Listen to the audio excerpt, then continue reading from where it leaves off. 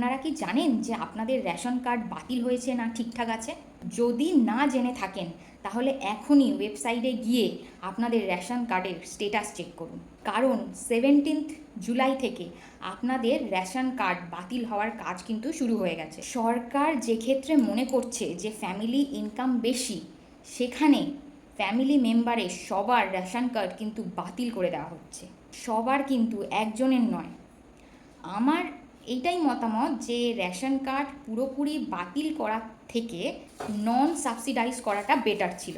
আপনি রেশন কম টাকায় দেবেন না, সেটা ঠিক আছে, কিন্তু তার বদলে যে আপনি বাতিল করে দিচ্ছেন এটা কিন্তু ঠিক নয়। নন সাবসিডাইজ করে দিন, কারণ এই রেশন কার্ডটা কিন্তু আমাদের একটা ডকুমেন্টসও বটে। আরও একটা বড় জায়গা যেটা আমার পার্সোনালি মনে হচ্ছে, যারা আপনারা অন্নপূর্ণা ভাণ্ডারের ফর্ম ফিল আপ করেছেন অনলাইনে, তারা কিন্তু হেড অফ দ্য মেম্বারের রেশন কার্ডের নাম্বার দিয়েই ফর্মটা ফিল আপ করেছিলেন।